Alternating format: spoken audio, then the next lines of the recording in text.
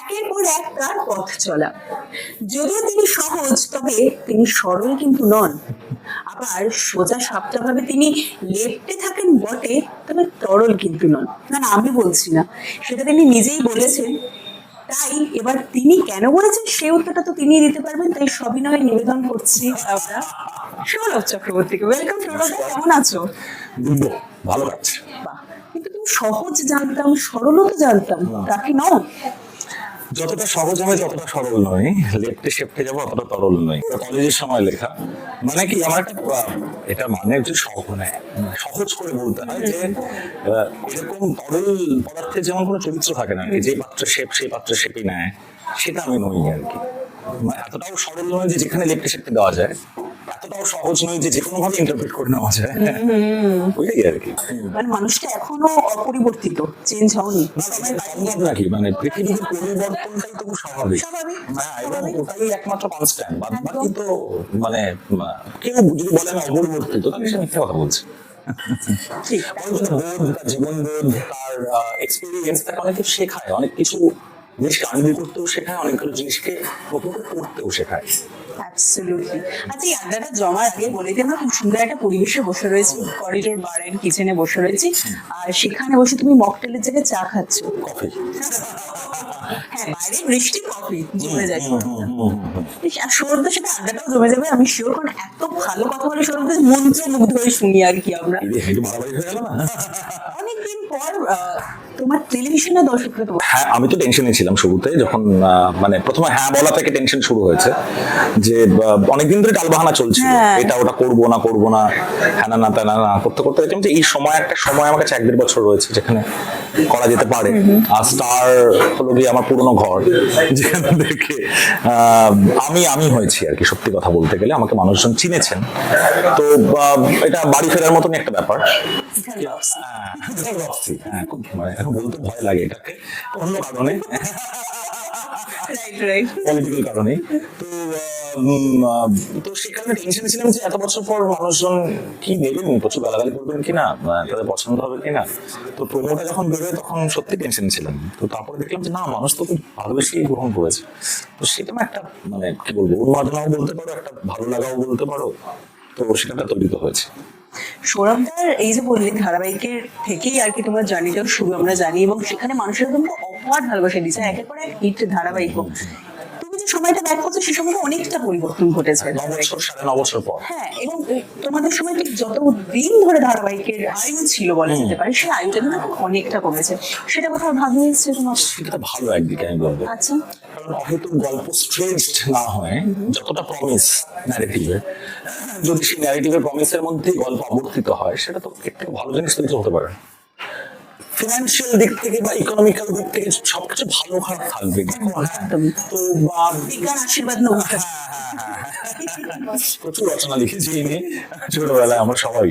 তো অ্যাকচুয়ালি যদি অন্যভাবে দেখো যে হ্যাঁ ডেফিনেটলি একটা লম্বা প্রসেস, যে টাকা আয় করার, সেটা ব্যাঘাত করতে পারে, জীবন আবার অনিশ্চয়তায় যেতে পারে। তো শিল্পীর জীবন কবে আমার নিশ্চয়তায় ভরা ছিল, নিশ্চিত তো শিল্পীর জীবন হতে পারে না। আর এই যে শিল্পীর পথে পা বাড়ানো, সেই মানুষটা কখনো ভেবেছিল অভিনেতা থেকে সে পরিচালক হয়ে যাবে? উল্টোটা ছিল, আমি পরিচালক থেকে মানে পরিচালনা থেকে যে অভিনেতা হয়ে যাবো সেটা হয়তো ভাবিনি। কারণ আমি প্রথম অ্যাসিস্ট করতে এসেছিলাম, তো সেখান থেকে ঘটনাচক্রের অভিনেতা হওয়া, বা তার আগে আমি থিয়েটার করতাম, থিয়েটারে অভিনয় করতাম, এরকম নয় যেটা প্রথমবার আমার অভিনয়। কিন্তু অভিনয়কে পেশা হিসাবে ভাববো বলে আমি ইন্ডাস্ট্রিতে কখনো আসি।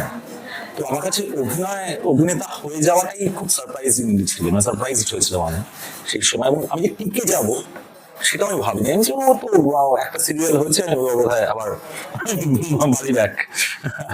কিন্তু তারপরে চলতে যাওয়া, এবং মনের মধ্যে তো প্ল্যান ছিল বহু বছর ধরে যে প্রডিউস করতে পারা, যে গল্পগুলো ভাবছি সেগুলোকে ডিরেক্ট করতে পারার। তো আমি খুব লাকি মনে করি যে আমাদের অর্গানাইজেশন, সেটাকে আমাদের কোম্পানি বলো, প্রোডাকশন হাউস বলো, বা বলার কথা বলো, তো আমরা সেগুলোকে চেষ্টা করতে পেরেছি, করে যাচ্ছি এখন। প্র্যাকটিসটাই তো আসল আর কি। ঠিক কথা। কিন্তু এই যে তুমি বললে যে কোনোদিনও পেশা হিসেবে নেবে তুমি ভাবোনি অভিনয়কে, কিন্তু পরিচালক এবং অভিনেতা দুটো তো আলাদা জায়গা। সেই জায়গাটায় দাঁড়িয়ে কোন সত্তাটাকে তুমি এগিয়ে রাখো? আমি এটা খুব কঠিন প্রশ্ন। কিন্তু আমি সব থেকে আরাম পাই যখন আমি পরিচালনা করি। আচ্ছা, হ্যাঁ, আর অভিনয় করতে আমার ভালো লাগে। কিন্তু আমি যদি বলো যে তুল্যমূল্যে বিচার করা খুব কঠিন, দুটো ডিফারেন্ট দিক। তবে পরিচালনায় মানসিক আরামটা অনেক বেশি, কিছুটা কম অভিনয়ের ক্ষেত্রে, কিন্তু অভিনয় সেটাকে আবার অন্য মারফত দিয়ে পুষিয়েও দেয়। হ্যাঁ, যে পরিচিতি বলো বা মানুষ সেটার সঙ্গে যাপন করতে শুরু করে সেই চরিত্রটার সঙ্গে, সেটা আবার পুষিয়ে দেয়। কিন্তু ব্যক্তিগত আরামের জায়গাটা বা ওই আমি একটা গল্প ভাবছি এবং সেটাকে বাস্তব রূপ দিচ্ছি, তো সেটার মধ্যে একটা অন্য উন্মাদনা আছে যেটা পরিচালনাতে বেশি পাওয়া যায়। পরিচালকের আসনে বসে কখন মনে হয় যে যে অভিনেতার সামনে অভিনয় করছেন তাকে দিয়ে সেই চরিত্রটা ফুটিয়ে তোলা, সেটা আমি কি একবার করে দেখিয়ে দিই বা আমি করে দিই? প্রিন্সিপালে আমি বিশ্বাস করি না, কারণ প্রত্যেকটা মানুষের প্রত্যেকটা স্টাইল অফ অ্যাক্টিং আলাদা, তাদের অ্যাক্টিং করার যে মানে মানে অভিনয় অভিনয় করার যেখান থেকে সে অভিনয় করছে, যে ভাবনা থেকে সে করছে, সেই প্রসেসটাও আলাদা। তো সেটাকে না করলে কখনো রিপ্লিকেট হয় না। কেউ তো মিমিক্রি করছে না, আমার কাউকে মিমিক করছে না। আমি চেষ্টা করি অভিনেতা হওয়ার সুবাদে একটা স্ক্রিপ্ট বা একটা চরিত্রকে আমি যেভাবে ইন্টারপ্রেট করতে পারি সেটাকে তার মাথায় ঢুকিয়ে দেওয়া, যাতে সে তার কাছে ইজি আউট হয়ে যায় ব্যাপারটা, মানে ইজিলি সে করতে পারে। যখন কমপ্লিকেটেড চরিত্র হয় সেটা আমার অ্যাক্টর হওয়ার সুবাদে একটা বাড়তি পাওনা রয়েছে, আমি বাকি অভিনেতাদেরকে ওটাকে বুঝিয়ে দিতে পারি, দেখো এটা এই চরিত্র কিন্তু এরকম চাইছে না, কিন্তু এখান থেকেই চেঞ্জ হচ্ছে এবং এর কিন্তু ফিলোসফি এই। তো সেটা আমি বোঝাতে বাড়তি সুবিধা পাই নিজে অভিনেতা হওয়াতে। তুমি এখন টি-20 কথা বলছিলে, টি-20 মতো বেশ মজা পাওয়া যাচ্ছে, তাই না? বলে বলে ছক্কা হাঁকাচ্ছ। না, এরকম জানি না, আমার টি-20 অন্যদিকে দেখা যেতে পারে, কিন্তু তুমি করলে কভার ড্রাইভ বল এই যে লেগে থার্ড ম্যান থেকে 6 হয়ে গেল, তাতে লোকে আম্পায়ার 6 তুলে দেয়। তো মানে ক্লাসিক্যাল ক্রিকেটের যে মজাটা, মানে কভার ড্রাইভ ওখানে থার্ড ম্যানে চলে গেলে সবাই ক্রিটিসাইজ করে, একদম। টি-20 ক্রিটিসাইজ করে না, টি-20 সবাই চায় যে 6-4-6 হচ্ছে কিনা, যেভাবে হোক কিনা।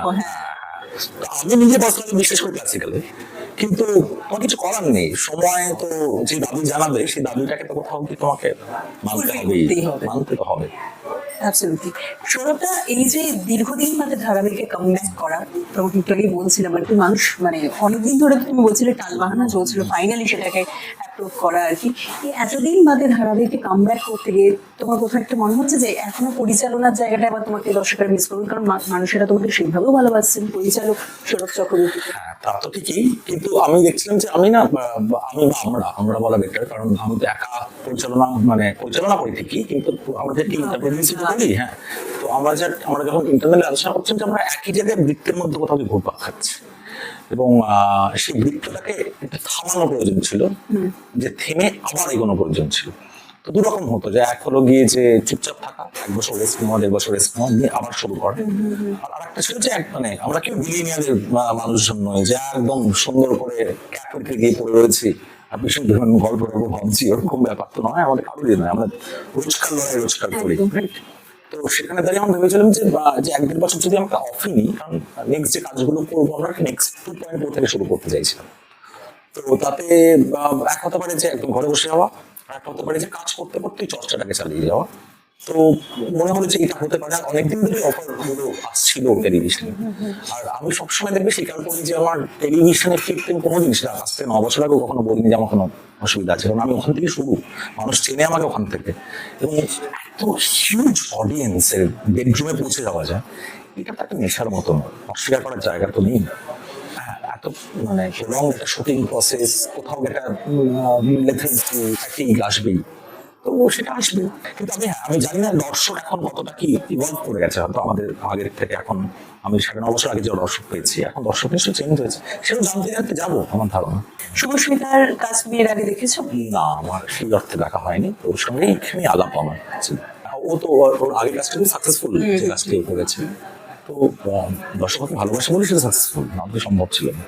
এক্ষুনি তুমি বলছিলে আরেকটি কথা, যে এতদিন পর এত সময় চলে গেছে, আচ্ছা তোমার হাত দিয়ে তো আমরা সেরকম সাকসেসফুল মানে ওয়েব সিরিজও পেয়েছি, আমার রাজনীতি কেমিস্ট্রি মাসি, তো এই যে নেশা, রাজনীতির নেশা কখনো তোমার চেপে বসেনি? না না, ও মারাত্মক ব্যাপার, আমি হারিয়ে যেতে পারবো না। খুব কঠিন রাজনীতি, খুব কঠিন জিনিস একটা। সেটা না, আমরা ছোট ছোট জিনিস দিয়ে মানে আমরা খুব সহজেই বলি তো যে মানে ভালো কাজ করব, উন্নয়ন করব, মানুষের ভালো করব। একদম। ওটা না সহজ নয়, অত সহজ নয়। যখনই ব্যাপারটা অনেকগুলো মানুষের বিষয় জড়িয়ে থাকে, অনেকগুলো পারসেপশন জড়িয়ে যায়, তো সেই পারসেপশনে সবসময় যে মানে ওই মানে 2+2 4 হবে তার কোনো মানে নেই। তখন কঠিন, আমি মনে হয় না আমি এটা হ্যান্ডেল করার মতন। মানে আমি মানে যাদের একটু আবেগপ্রবণ তাদের রাজনীতি থেকে দূরে থাকা ভালো। এই রাজনীতি থেকে না হয় দূরে থাকে, কিন্তু ইন্ডাস্ট্রিতে থেকে সেই রাজনীতি থেকে দূরে থাকতে পারো কি? আমি তো ধরতেই পারি না কোনো রাজনীতি, বুঝতে পেরেছি কিন্তু কি শিক্ষা দেন কেউ, আমার মনে হয় প্রত্যেকেই কোনো না কোনো ভাবে শিক্ষারীয়, প্রত্যেকেই কোনো না কোনো ভাবে শিকারীও। তো এখানে যে শিকার সেই শিকারী, আবার যে শিকারী সেই শিকার। তো বা আমি মানে আমার ওটাকে ধরে আমি একটা রাজনীতি করলাম, ওকে ওটা সম্ভব নয় আমার পক্ষে। বাহ, তার মানে রাজনীতির শিকার হয়েছে কি হওনি সেটা তুমি এখনো অবধি আমি ওই ভাবি না, মানে প্রথমত ভাবতে চাইলে না ওটাকে তখন না নিজের গুণ বা নিজের দোষগুলোকে কমিয়ে দিয়ে অন্যের উপর একটা চাপিয়ে দেওয়ার প্রবণতা হয়ে যায়। আমি তো রাজনীতির শিকার, তো যদি শিকার হয়ে থাকি আমার ক্রেডিবিলিটির উপর দাঁড়িয়ে আছে, আমি সেখান থেকে বেরোতে পারছি কিনা, যদি না পারি সেটা মেনে নিতে হবে। কিন্তু আমি অন্যের উপর চাপিয়ে মানে আমারই ছিল কিন্তু আমার এটা হয়নি, ওই কারণে হয়নি, এটা ক্লোজ জোরে বলা যেতে পারে, কিন্তু নিজের বাড়ির লোকের সামনে বলা যেতে পারে, কিন্তু লোকের সামনে বলে তো কোনো লাভ নেই অ্যাকচুয়ালি। আলটিমেটলি মানুষ তো সাকসেসফুল যে তারই কথা শুনতে চায়। ইতিহাস তো সাকসেসের দিক লেখা থাকে, সাকসেস যারা পায়। আমার কাছে সফল মানে সফলতা বা সাফল্য ব্যাখ্যাটা হয়তো আলাদা, আমি ওভাবে দেখি না কখনো। ইজ অল অ্যাবাউট প্র্যাকটিস, মানে তুই প্র্যাকটিস করতে করতে একটা দিন সবাইকে চলে যেতে হবে, সে আমাকেও যেতে হবে, সবাইকেই যেতে হবে। এটাই আবার রাজনীতির তো তো প্র্যাকটিস করতে আমি যেটা চেয়েছিলাম করতে ছোটবেলা থেকে সেইগুলোকে প্র্যাকটিস করতে পারছি কিনা এবং মানুষের কাছে কনভে করতে পারছি কিনা, এর থেকে তো বড় জিনিস আর কিছু হতে পারে বলে আমি বিশ্বাস করি না। কিন্তু সৌরভদা, তুমি যে কাজটাকে এতটা ভালোবাসো, ইন্ডাস্ট্রিকেও ভালোবাসো আমরা দেখেছি, তো সেই জায়গাটায় দাঁড়িয়ে এখন তো কোথাও একটা টাল বাহানা চলে, আমরা দেখতে পাই কেউ কাজ করতে চাইছে, কারোর কাজে বাধা পড়ছে, কেউ আবার আলটিমেটলি প্রতিটা ইন্ডাস্ট্রি হচ্ছে। হ্যাঁ, সেটা শুধু এই একটা দিক কেন, ইন্ডাস্ট্রি অনেক কিছু, অনেকগুলো দিক, নতুন নতুন ট্যালেন্টকে কোথায় কিউরেট করা হয়েছে। তুমি শুধু এইটাকে দেখছো কেন, এটা অবশ্যই একটা প্রশ্ন। হ্যাঁ, আরো একটি হ্যাঁ, আমি বলছি তো আরো অজস্র প্রশ্ন আছে, সেই প্রশ্ন নিয়ে তো প্রশ্ন তুলেছে, তো সেটাও তো একটা বড় কারণ। নতুন ট্যালেন্ট আসেনি, নতুন ইনভেস্টার আসেনি, নতুন বহু যারা ইনভেস্টার এসছে তারা চলে যেতে হয়েছে, এবং সবটাই তো মানে কোথায় কিউরেট করা হয়েছে, কিউরেট করা হয়নি, তাতে যা ফলাফল হচ্ছে তাই হচ্ছে। আমরা কোথায় মানে এরকম তো না একটা স্বর্ণালী যুগ চলছে যেটাই কাজ করা হচ্ছে সেটাই একদম দুর্দান্ত সফল হয়ে যাচ্ছে, তা তো নয়। এবং তার নেপথ্যে অনেক মানে একটা ক্রিকেট টিম এমনি এমনি খারাপ খেলে না, তার অনেকগুলো কারণের ফলে সে ক্রিকেট টিমটা পারফর্ম করতে পারে না। এবং আমরা সামনে দিকে দুটো ব্যাটসম্যান 0তে আউট হয়ে গেল, একটা ব্যাটসম্যান 50 করতে পারলো না, আমরা বলি হে কে কেন নিল, কিন্তু আমরা দেখি না ক্রিকেট টিমটা এই টিমটাকে চুজ করার পিছনে অনেকগুলো কারণ রয়েছে, তবে এই ক্রিকেট টিমটাকে আমরা এরকম খারাপ পারফর্ম করতে দেখতে পাচ্ছি। তো আমাদের ইন্ডাস্ট্রি ক্ষেত্রেও তাই, মানে কোথায় মানে তো বেশি পলিসিই নেই, যে কারণ নতুন হিরো, নতুন হিরোইন, নতুন অভিনেতা কোথায়, তারা তো অনেকে আছে আমি আমার চোখের সামনে দেখা যে আমার থেকেও ট্যালেন্টেড, তারা সার্ভাইভ করতে পারেনি, তাদেরকে চলে যেতে হয়েছে, অন্য ফিল্ডে চলে যেতে হয়েছে। তার খোঁজ কে রেখেছে, কেউ রেখেছে কি, কেউ রাখেনি। সেই ভাবনা থেকে কি তোমার পরিচালকের আসলে বসে নতুনদের জায়গা দেওয়া? সেটা ওই ভাবনা থেকেই আমি সবসময় চেয়েছি তাই, মানে আমি লাকি যে আমার যারা পার্টনার্স তারাও আমার মতন করেই ভাবেন, সহমত। হ্যাঁ সহমত। আমরা ভেবেওছি যে কোথাও তো একটা ভাঙতে হবে, তো এবারে সেটা সবসময় যে সাকসেস পাবে তা তো নয়, কিন্তু কি ট্রাইং, আমি যদি ট্রাই না করি, আমি যে সাকসেসটাকে নোট করে সেখান থেকে ফর্মুলা করে বার করার চেষ্টা করি, কোনো ফর্মুলাই যে ফর্মুলা নয় সেটা অডিয়েন্স বুঝিয়ে দিয়েছে, একদম। তাহলে তো সবকটা ফর্মুলা হিট হতে পারতো, তাই না? কোনো ফর্মুলা যে ফর্মুলা না সেটা হিট আর সম্ভব নয়। যে জিনিস মানুষের মনকে জয় করার মাধ্যম, সেখানে ফর্মুলা কাজ করতে পারে না। কোন ফর্মুলা মানুষকে টেনে পড়ে কোনোদিন? ওখানে মন জয় করার বিষয় থাকে, ফর্মুলা কি সম্পর্ক তৈরি হয় না, সিনেমা কি করে তৈরি হতে পারে? এই যে প্রেমে পড়ার কথা বললে, সৌরভ আমি কোয়ালিটি গুলো প্রশ্ন করে দিয়েছি নাকি? হ্যাঁ, তুমি তো দিলে, তুমি তো আমাকে বললে বলটা বলটা দিয়ে দিয়েছি, বুঝতে পেরেছি। তুমি একটু বলো কোন কোয়ালিটি গুলো দেখলে সৌরভদার মতো মানুষ প্রেমে পড়ে, কারণ কবিতা তো তোমার হাত দিয়ে বেরোয়। হ্যাঁ, আমার প্রেমের কবিতা দেখে অনেকেই ভাবে আমি প্রচন্ড প্রেমে পড়ে গেছো, প্রেমে পড়ে হাবুডুবু খাচ্ছি, প্রেমেই আছো। কিন্তু এই বসন্তকালে আমি তোমায় বলতে পারিনি। তো আমি তীব্রভাবে সুতীব্র সিঙ্গেল, তো আমি জানি না মানে প্রেম আমার মনে হয় যে একটা জার্নি এবং সহযাত্রী, যদি ওই মানে আমাদের কোথাও গিয়ে আমার আমার প্রেমে পড়ে, আমি আমারটা বলতে পারি, মানুষ কি করে আমার প্রেমে পড়বে সেটা আমি জানি না। দেখা বা লুক বা তার এগুলো না খুব মেটেরিয়াল, এগুলো 26, 27, 25, 23 এগুলোতে খুব ম্যাটার করে। হয়তো 30 পার করার পর আমার মনে হয় যে কোনো ছেলে কিংবা মেয়ের ভাবনাগুলো চেঞ্জ হতে থাকে, যে মানে একটা দেখায় তুমি 3 মাস মুগ্ধ হতে পারো, বাকি 30টা বছর কি করবে। তো আর দেখাটাকে যদি বাদ রাখো, প্রথম 3 মাস খারাপ লাগতে পারে, 30টা বছর কিন্তু দারুণ লাগতে পারে। তো সহজ, আমরা কি সহযাত্রী, মানে মানে কারোর যাওয়ার কথা হাওড়াতে, কেউ যাওয়ার কথা শিয়ালদাতে, তো কোথাও না কোথাও স্টেশনে নেমে ট্রেন চেঞ্জ করতে হবে। কিন্তু যদি দুজনেরই শিয়ালদা যাওয়ার কথা থাকে, তারপর অনেকটা দূর ট্রেনে জার্নি করা যায়। তো সহযাত্রী হওয়াটা খুব ইম্পর্টেন্ট, আমাদের ডেস্টিনেশন গুলো একা হওয়া বোধহয় ইম্পর্টেন্ট। আমার মনে হয় লাভ স্টোরি পড়তেও ভালো লাগে, দেখতেও ভালো লাগে, এটা আমার ধারণা সবারই ভালো লাগে। এবং ভালো লাগাটা আরো বাড়ছে আমাদের প্রত্যেকের জীবনে। প্রেমের কোশ্চেনটা বা তার পোর্শনটা আমার ধারণা গ্র্যাজুয়ালি কমছে। যে জিনিস কমে সেই জিনিস তো আমরা দেখতে, মানে বাঘ যদি সচরাচর দেখা যেত তাহলে আমি চিড়িয়াখানা থরি না দেখতে যেতাম, তো সেরকমই আর কি। তো লাভ স্টোরি আমাকে খুব টানে, আর 5টা সাধারণ মানুষের মতন। তো এইটা একটা মানে এই প্রজেক্টটা করার পিছনে একটা বড় কারণ, কিন্তু এটা একটা মিষ্টি লাভ স্টোরি আছে পিছনে এই গল্পে। খুব সত্যি কথা বললে যে আশেপাশে আমরা কোথাও একটা মিস করি বলি পর্দায় দেখতে চাই, যেটা আমাদের না। মানে মানুষের জীবন তো সেটা কমপ্লিকেটেড হয়ে গেছে, কোথায় মানুষের জীবন আর ইজি আছে?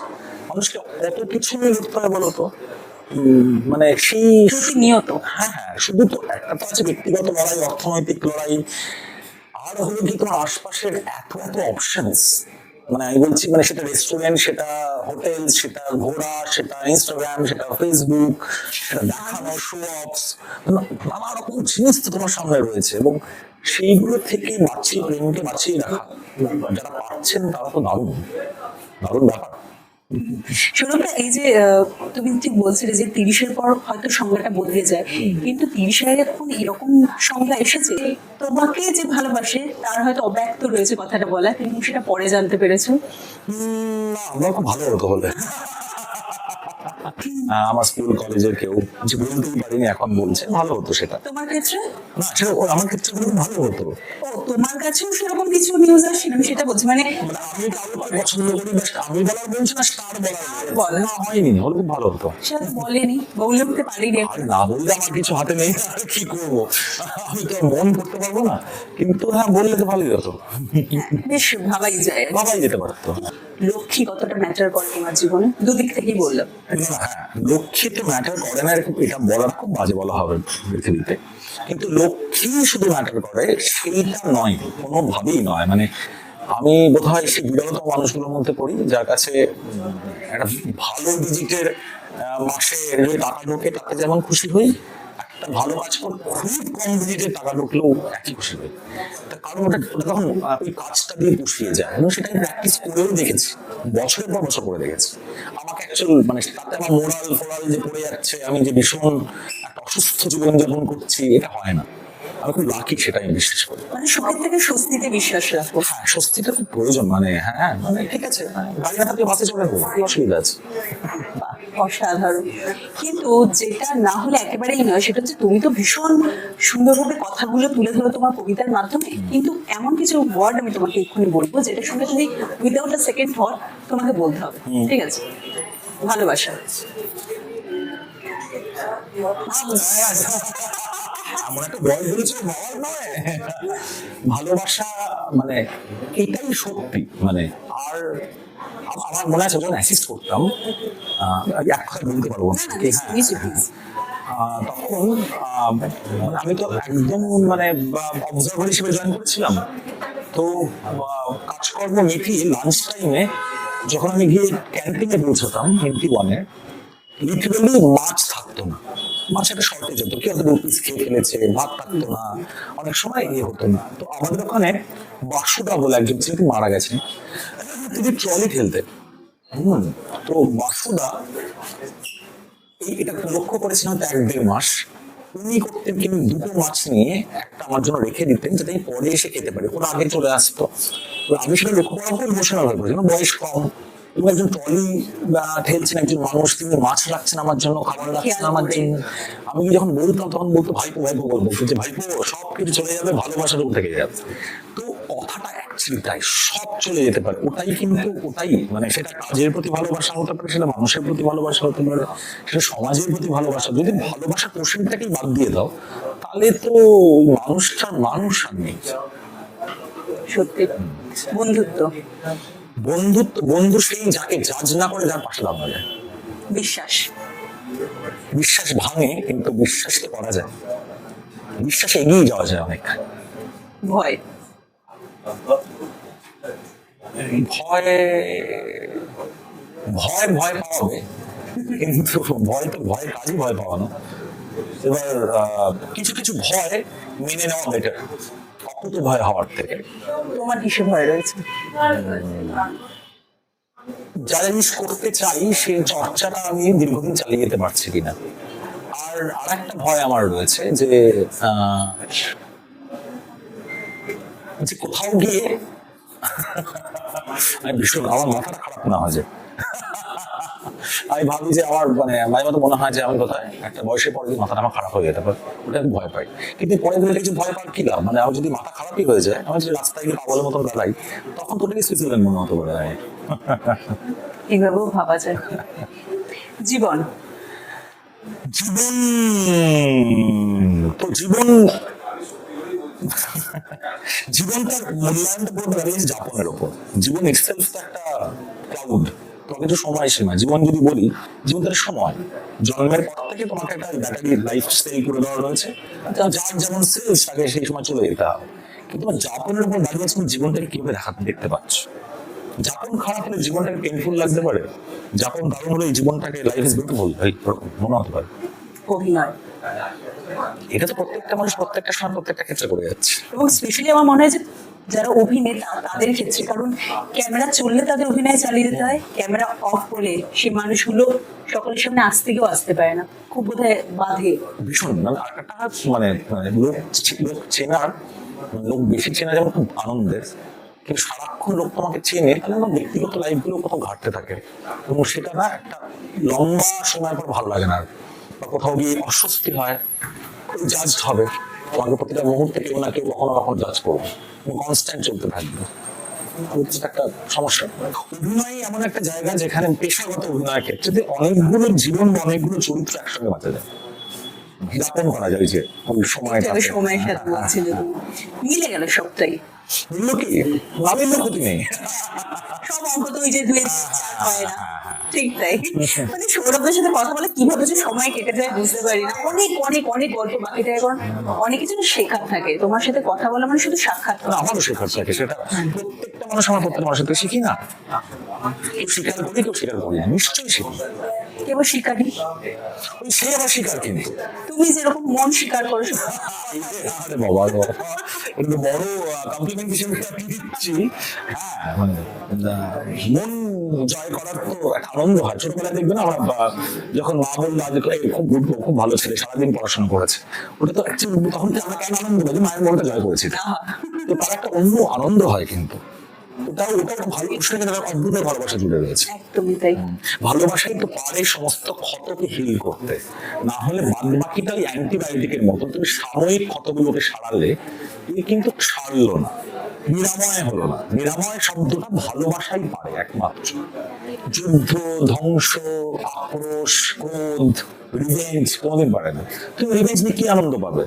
ম্যাক্সিমাম সে যারা মেরে ফেলছে কেউ কাউকে, হচ্ছে অবরব হচ্ছে, তাতে কি সাময়িক, সাময়িক তুমি তো, তারপরে তো তোমার তো সেই গেল, সবই গেল, এদিক গেল ওগুলো গেল।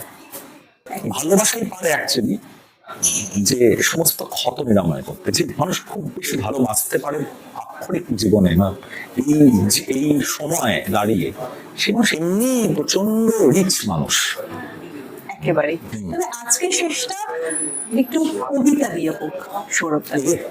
আমাকে একটু ফোনের সাহায্য নিতে হবে। আমি ছোটবেলা থেকে কবিতা আমার মনে থাকে কম, ফোনে থাকে বেশি। আচ্ছা, এখানেও তো কবিতাই রয়েছে দেখতে পাচ্ছি। আচ্ছা সৌরভ, বুঝতে বুঝতে আমি বলি যে এই কবিতা লেখার বিষয়টা, মনের এই ভাবগুলো আসা, সেটা তুমি কি ছোটবেলা থেকেই খেয়াল করতে যে? হ্যাঁ, আমি অ্যাকচুয়ালি না, আমি এখন শব্দগুলো আমি এই মানে আমরা সবাই ইন্টারনেটের দৌলতে ছোটবেলায় ধরে আনতাম, আমি ভাবতাম যে আমি ইন্ট্রোভার্ট, আমি ইন্ট্রোভার্ট অ্যাকচুয়ালি। তো আমি খুব বেশি না নিজের চাহিদা, নিজের প্রয়োজনীয়তা, নিজের উপলব্ধি বহু প্রকাশ করতে পারতাম না। অনেকে যেমন দরাজ কণ্ঠে বলে ফেলতে পারে, হ্যাঁ তারা খুব, আমি মনে করি তারা খুব ভালো, তারা চেপে থাকা কিছু নেই, ভালো সে আরাম পায় আর কি।